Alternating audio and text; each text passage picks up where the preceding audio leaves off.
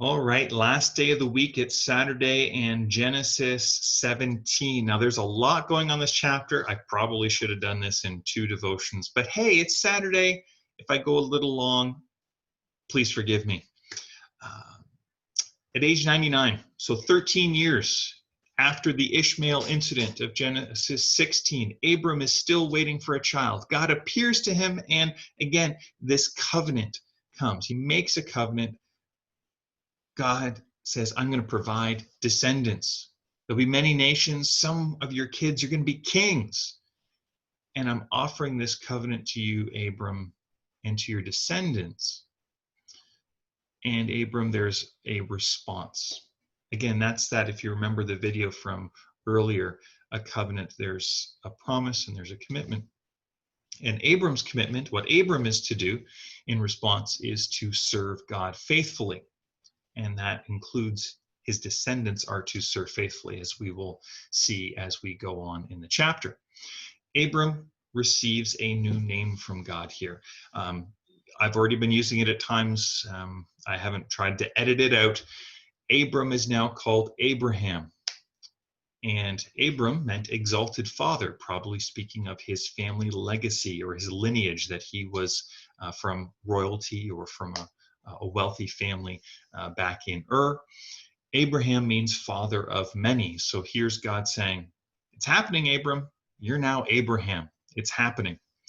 Abraham's responsibility to obey the covenant, to give his allegiance, there's a sign that he is to take.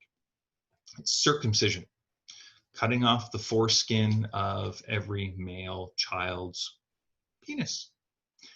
And not just his biological family, though. Any servants born into his household.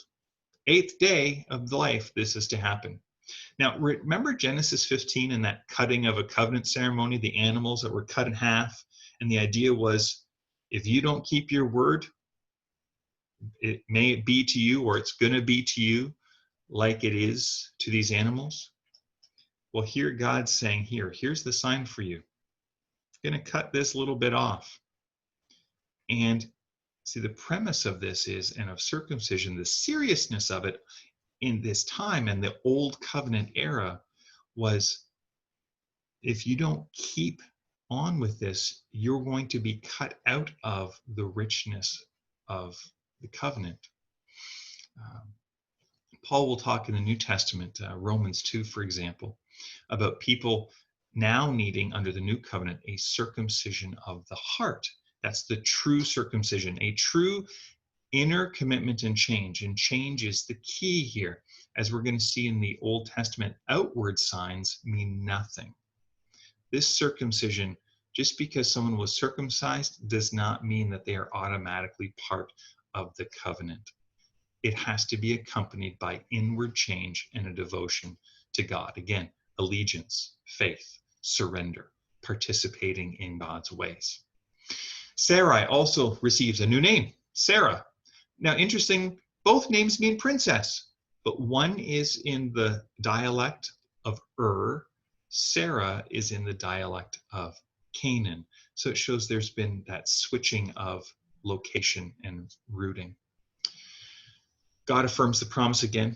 It says the child's name is going to be Isaac, which means he laughs, which is recalling Abraham's laughter at God's promise to him at 99 and 90 years old, respectively. You're going to have a child. But Abraham, he fulfills the term of the covenant. He takes the sign and his household, including Ishmael. And interestingly, he asks God, would you also bless Ishmael? I know that he is not the child of the promise you have made, that the promise you've given to me is not going to pass through Ishmael, but bless Ishmael too. And God says, yeah, I will bless him as well. Again, there's lots here to pick out as a thought for the day. Trusting God's timing. I've already talked about that a little bit this week, so I'm just going to highlight this among, again, a few other things I could mention. Romans 2:29, Paul writes, true circumcision was not about obeying the letter of the law, but obedience springing from a changed heart. How is the attitude of your heart towards God today? Is it an open one, willing to listen, looking to listen and trust and obey him? Or is it a heart that is looking for your agenda and hoping, asking, wanting God to follow your path? Where's your heart? Father God, I just pray a blessing today over each and every one. Father, would you show us how our hearts are needing to be changed? And as we do that, Lord, I just pray that would you bless us? Would you keep us? Would you make your face to shine upon us? And as we listen, trust, and obey you today, would we find your peace no matter our circumstances? God bless.